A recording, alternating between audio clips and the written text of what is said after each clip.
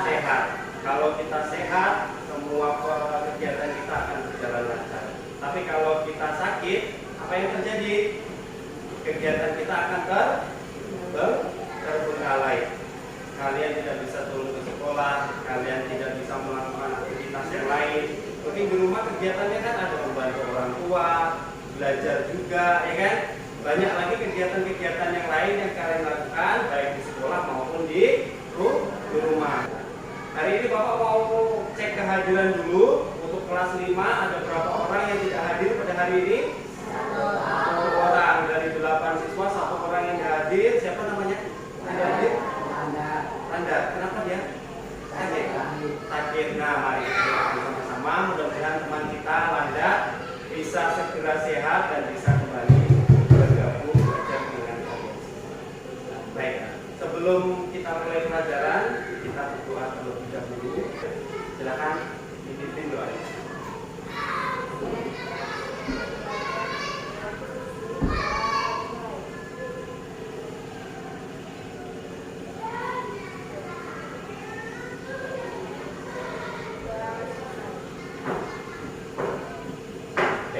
Jadi setelah kita berdoa, mari kita sebagai warga negara yang baik, sebagai peserta didik, murid yang akan menjadi generasi penerus bangsa, mari kita sama-sama menyanyikan lagu Indonesia Raya. Kita berdiri dulu, berdiri di tempat masing-masing. Kita menyanyikan lagu Indonesia Raya bersama-sama ya.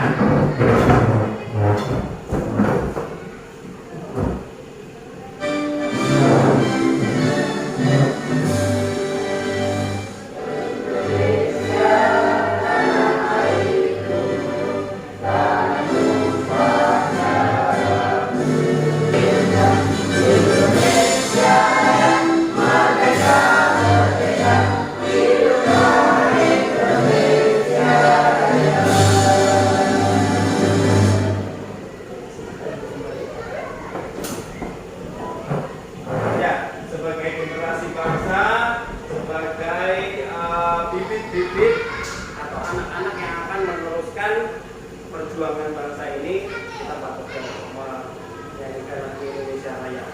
Sudah hafal semua dulunya ya? Pastinya sudah hafal, karena setiap hari Senin ketika upacara kita juga menyanyikan lagu Indonesia Raya. Tepuk semangat!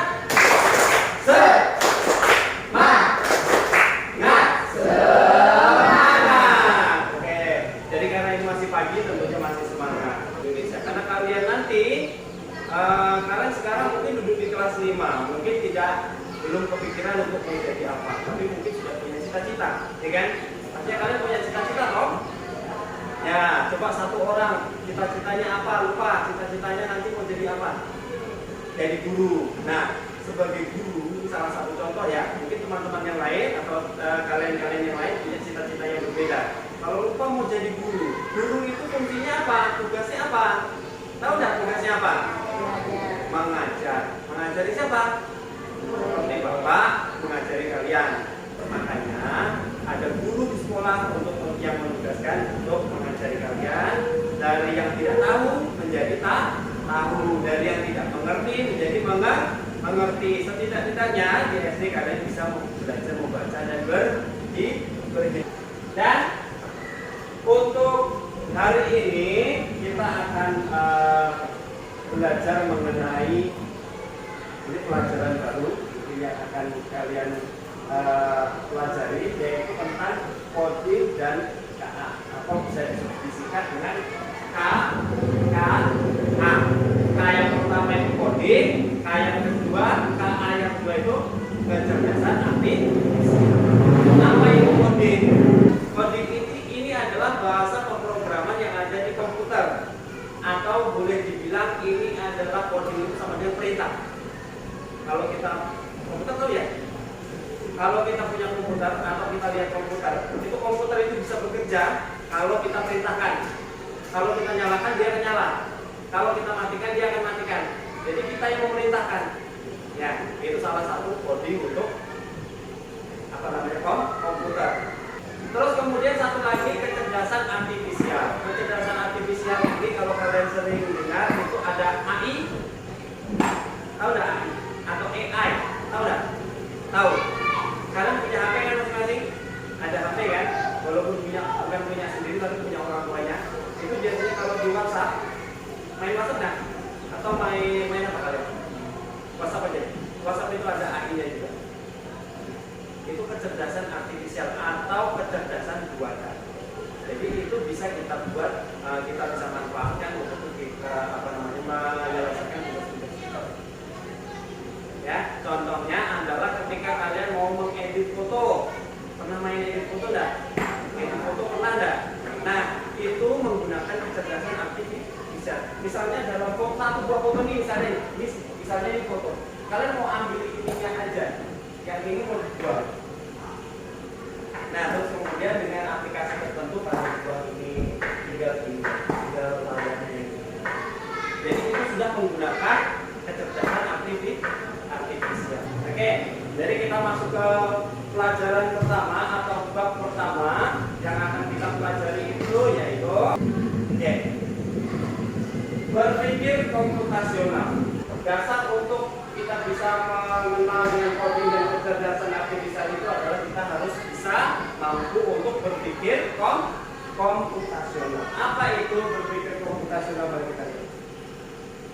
Sebelumnya, Bapak akan bacakan dulu tujuan pembelajaran kita pada pagi hari ini. Tujuan pembelajaran kita pada pagi hari ini ada 3, yaitu yang pertama, kalian atau peserta didik mampu memahami konsep dasar berpikir komputasional melalui perumpamaan sederhana. Nanti akan Bapak kasih contoh dalam kehidupan sehari-hari berpikir komputasional seperti apa. Terus yang kedua, peserta didik atau kalian mampu mengaplikasikan langkah-langkah berpikir komputasional itu melalui komponen utamanya yaitu dekomposisi, pengenalan pola, abstraksi, dan algoritma untuk memecahkan masalah. Yang ketiga, peserta didik mampu merefleksikan proses pemecahan masalah yang dilakukan. Jadi ada 3 tujuan pembelajaran kita. Apa tadi babnya? Yang akan kita pelajari hari ini apa tadi? Berpikir komputasional. Berpikir komputasional ini tadi Bapak akan jelaskan berpikir komputasional. Pak, berpikir komputasional itu apa? Komputasional itu kok kayak nama komputer. Memang ada hubungannya ya. Berpikir komputasional itu adalah atau dalam bahasa Inggrisnya ini computational thinking. Berpikir komputasional. Apa itu? Adalah cara berpikir untuk menyelesaikan masalah secara sistematis dengan menggunakan konsep-konsep dasar ilmu komputer. Sehingga solusi yang dihasilkan dapat dijalankan oleh manusia maupun komputer secara efektif dan efisien. Bingung, ya kan? Bingung kan? Bahasanya panjangan. Berpikir komputasional itu kita itu diajari untuk berpikir supaya seperti komputer. Pikiran kita itu supaya sistematis. Kita itu berpikir supaya sistematis terurut seperti komputer. Jadi kalau misalnya ditanya berpikir komputasional itu apa? Berpikir seperti komputer. Komputer itu bisa melakukan semua yang kita perintahkan itu berawal dari coding. Berawal dari coding. Coding tadi apa? Coding itu apa? Perintah. Coding itu apa? Perintah. Jadi kita yang memerintahkan, kita bikin codingnya, maka komputer itu akan jalan sesuai dengan apa yang kita inginkan. Jadi kita diminta dituntut untuk berpikir secara komputasional. Jadi kita komputer itu berpikirnya itu dia berurutan. Ya, berurutan dari A sampai Z. Dari 1 sampai 10 bisa. Berurutan, tidak teracak. Tidak 3 dulu, baru 2, baru 10, baru 1, tidak begitu. Tapi 1, 2, 3, 4 berurutan. Untuk berpikir itu secara sistematis, berurutan, sesuai tahap 1, tahap 2, tahap 3, dan seterusnya. Jadi kita itu kalau berpikir mau melakukan sesuatu itu berpikir dulu dari hal yang kecil kemudian ke hal yang lebih besar. besar. Kalau misalnya kalian mau berangkat sekolah itu kalian berpikirnya dari apa? Kalau tidur kalian ngapain dulu? Merapikan tempat tidur. Lalu mandi. Lalu misalkan kalian bangun tidur kalau mau ke sekolah sarapan dulu baru habis itu berangkat sekolah baru nanti pakai baju. Boleh nggak begitu? Ya kan? Harus kita lanjut. Ada 4 komponen utama dalam berpikir komputasional. Kalian bisa dibilang sudah berpikir komputasional kalau sudah menguasai 4 elemen ini atau 4 komponen ini. Yang pertama apa itu? Dekomposisi. Itu bahasa Inggris decomposition. Kita tidak usah pakai decomposition. Kita pakai dekomposisi aja, ya. Dekomposisi yaitu memecahkan masalah besar menjadi bagian-bagian kecil yang lebih mudah dikelola. Yang kedua, itu ada pattern recognition. Inggris, nggak usah pengenalan pola aja. Yang ini. Yang nomor 1 dekomposisi, yang kedua pengenalan pola. Pengenalan pola itu apa? Mencari kesamaan atau pola dalam masalah yang berbeda untuk menemukan solusi.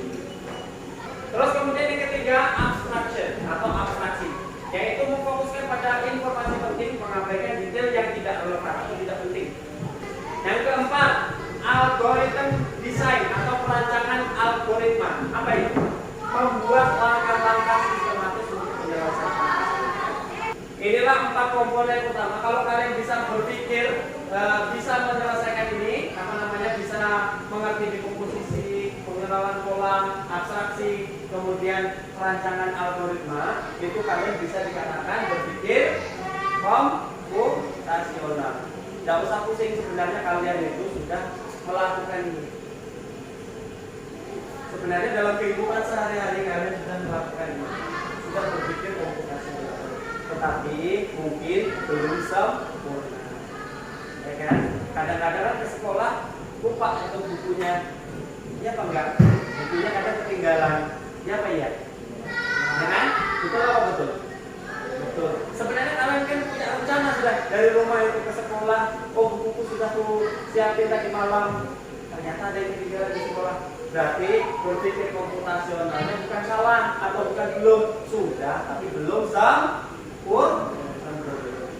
Makanya kalian sekarang ini diajari untuk berpikir komputasional supaya menghindari hal-hal yang lupa, menghindari hal-hal yang tidak sesuai. Supaya sesuatu atau kegiatan yang kalian lakukan itu sempurna. Contoh berpikir komputasional dalam kehidupan sehari-hari ini ada Bapak berikan contoh berapa yang kalian lakukan setiap hari. Menyusun jadwal keseharian misalnya. Kalau ini mungkin tidak semua bikin jadwal keseharian. Jadwal keseharian itu maksudnya rutinitas ya. Rutinitas dari bangun pagi ngapain, jam sekian ngapain, jam sekian ngapain, jam sekian ngapain. Nah, itu kalau kalian bisa nyusun keseharian itu kan kalian sudah berpikir komputasional. Terus yang kedua, memasak telur ceplok. Nah, untuk memasak telur itu ada tahap-tahapnya. Apakah langsung dituang telurnya langsung dipecahkan? Langsung Pak, pecahkan di atas kompor. Kompornya mati. Kompornya hidup ditaruh telur. Kompornya apa yang terjadi? Mati. Jadi kayak apa? Coba. Yang pertama kalau mau makan telur apa yang disiapkan? Hah? Bawang. Kan terus pakai bawang sih. Biar mudah. Jadi ini cuma telur aja. Kita pakainya garam. Telur sama garam aja. Jadi yang kita siapkan apanya dulu? Minyak. Apalagi? Garam. Apalagi? Wajan. Apalagi? Bahan utamanya apa? Telur. Jangan lupa telurnya tidak disiapkan nanti apa yang mau digoreng. Cuma garamnya aja. Garam sama minyak. Wajan. Terus kemudian kompor. Oke, yang pertama taruh pancinya, ya kan? Baru nyalain apanya? Kompornya,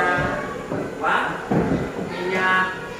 Baru kemudian telurnya dipecah di atas wajan. Lalu apa? Terakhir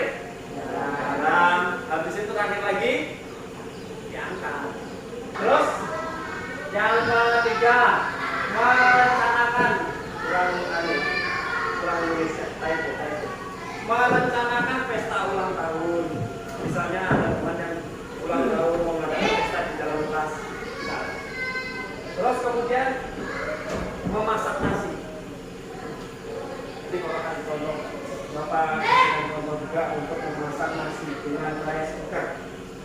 Memasak nasi dengan rice cooker, gimana dekomposisinya, gimana pengenalan polanya, gimana abstraksinya, gimana algoritmanya. Jadi dekomposisinya untuk memasak nasi dengan rice cooker, oh ya, rice cooker yang pengenalan nasi dia. Kan dulu masak nasinya pakai panci atau pakai rice cooker? Pakai panci. Ada yang pakai rice cooker nggak? Ada. Sebagian ada yang pakai rice cooker, sebagian ada yang pakai nasi. Ini yang Bapak kasih contoh ini yang memasak nasi dengan rice cooker.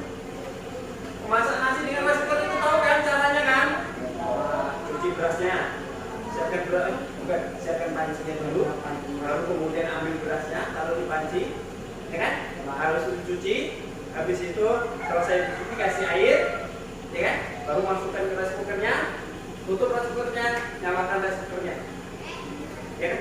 Habis itu matang sendiri kan? Ya. Nah, letak dekomposisinya di mana? Letak pengenalan polanya di mana? Letak abstraksinya di mana? Letak algoritmanya di mana? Oke, Bapak jelaskan.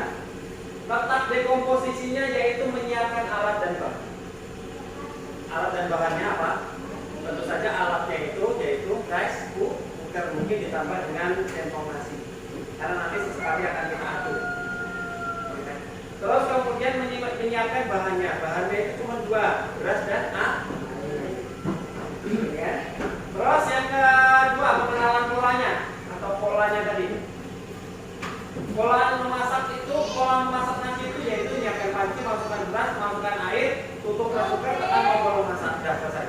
Kan polanya itu urutannya. Ya kan? Terus kemudian abstraksi.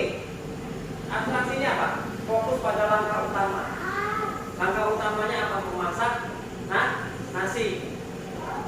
Pak, kalau pakai masak nasi pakai mereknya Miyako, mereknya apa lagi? Sanken. Abaikan merek, fokusnya adalah masak nasi, yang penting nasi itu jadi. Mereknya, merek rice cookernya itu penting nggak?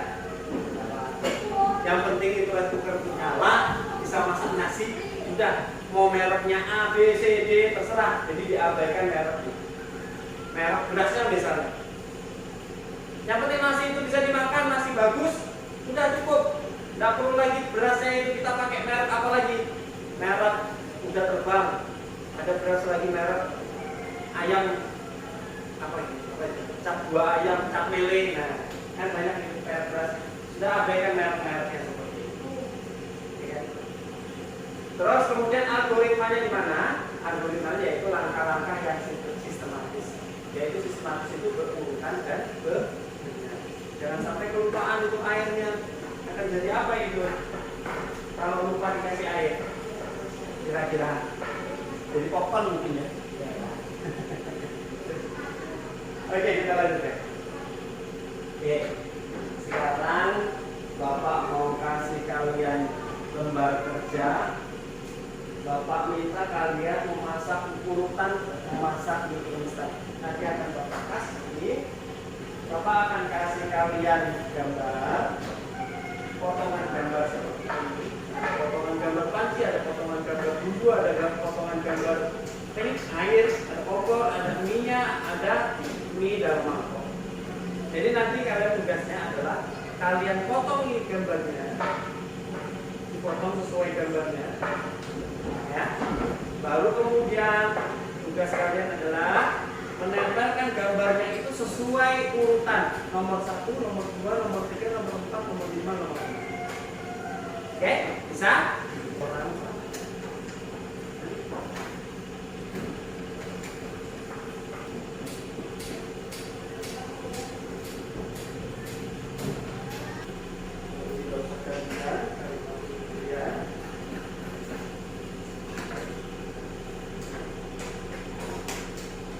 Oke, sudah mengerti?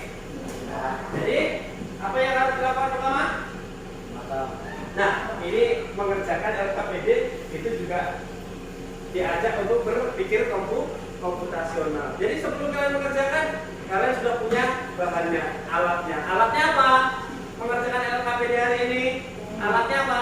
Lem dan gunting. Bahannya apa? Bahannya kertas. gambarnya yang sudah disiapkan. Nah, untuk mengerjakan itu, yang dilakukan pertama apa? Menggunting atau memotong gambar. Kemudian yang kedua, gambarnya ditempel. Oke, silakan dikerjakan.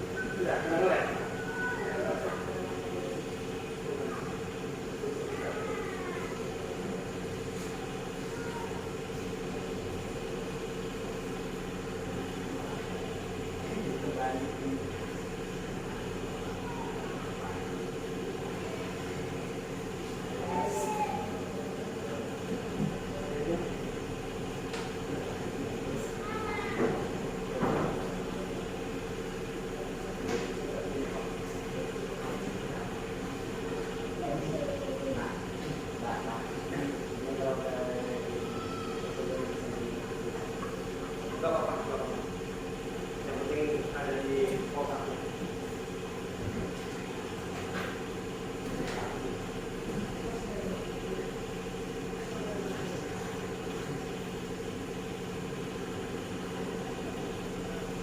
Lupa sudah? Oke, coba boleh kasih lihat Bapak, kasih Bapak.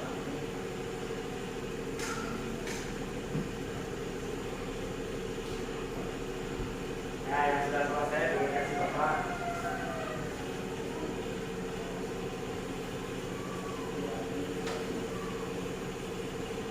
Tangan, kalau di tangan jari baru ditulis. Sudah, berarti itu.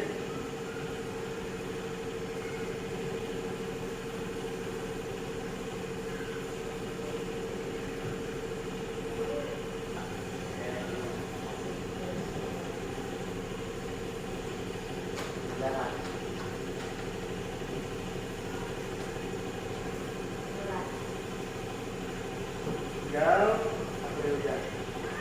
Ditutup lagi, ditutupkan.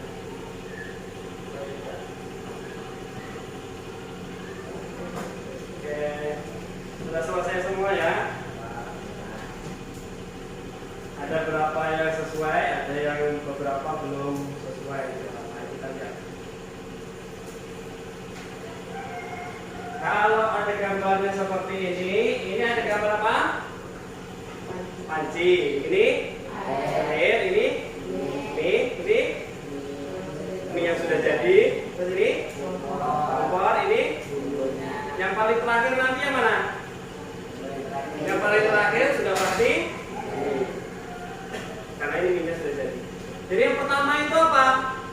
Yang pertama itu kompornya kita siapkan. Habis itu taruh panci. Habis taruh panci kasih air. Airnya sudah mendidih baru kasih mie. Habis mie-nya sudah lembek dikasih bumbu. Habis dikasih bumbu, oke kan? Siapa yang betul? Siapa yang betul urutannya? Gak ada. Lupa tadi?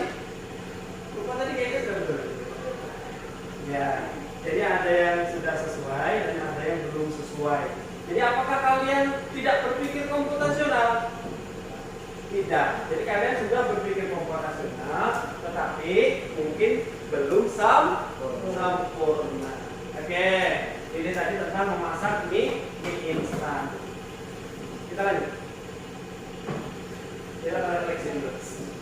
Sebelum kita ke refleksi, Bapak mau ngajak kalian untuk berdiri dulu sebentar.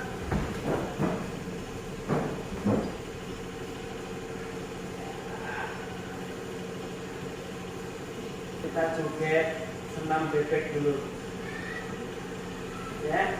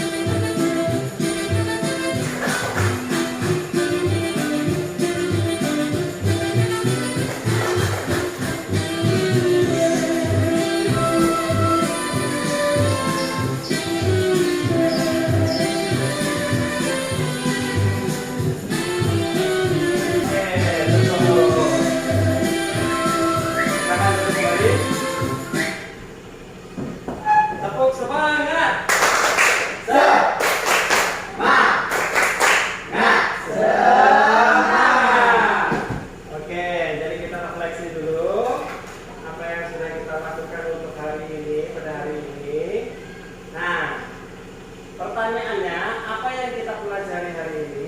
Apa kita pelajari yang sudah kita pelajari hari ini apa? Tentang apa? Apa tadi? Berpikir komputasional. Apakah berpikir komputasional adalah aktivitas yang sulit dilakukan? Apakah sulit? Tidak, karena kan setiap hari sebenarnya sudah kita lakukan. Sebenarnya kalian memikirkan segala sesuatu sebelum beraktivitas itu juga termasuk berpikir komputasional. Tapi kita mempelajari ini supaya kalian bisa terperinci lagi, bisa lebih bertahap lagi, sistematis lagi, sehingga hasil yang akan kalian kerjakan nanti adalah hasil yang sempurna. Seperti tadi, biasanya kalau ke sekolah itu sudah berpikir komputasional kalian sudah merencanakan untuk pergi ke sekolah, tahap-tahapnya sudah kalian rencanakan. Tetapi kadang suka lupa bukunya, kadang suka lupa topinya, ada yang ketinggalan, ada yang lupa ini dan lupa itu. Nah, untuk mengurangi hal-hal itu, kalau kalian berlatih berpikir komputasional, nanti kalian akan terbiasa dengan segala sesuatu yang sempurna. Jadi tidak ada lupa lagi. Oke? Jadi apakah sulit berpikir komputasional? Tidak, karena kita sudah melakukannya setiap hari. Adakah lagi? Oh, ternyata terima kasih. Berarti pelajaran kita hari ini sudah selesai. Adakah pertanyaan sebelum Bapak akhiri? Apakah ada pertanyaan mengenai berpikir komputasional hari ini? Tidak ada? Tidak ada? Jika tidak, untuk materi hari ini cukup sampai di sini. Terima kasih kepada kalian semua yang sudah menyimak materi ini dari awal sampai akhir. Mudah-mudahan kita senantiasa bisa mengaplikasikan ini tadi berpikir komputasional. Jadi sampai jumpa nanti di pelajaran KKA yang selanjutnya. Jadi Bapak ucapkan terima kasih. Bapak akhiri. Selamat siang. Sebelum pulang, marilah kita berdoa dulu. Berdoa di tempat masing-masing dan berdoa sesuai dengan kita masing-masing. Berdoa dimulai.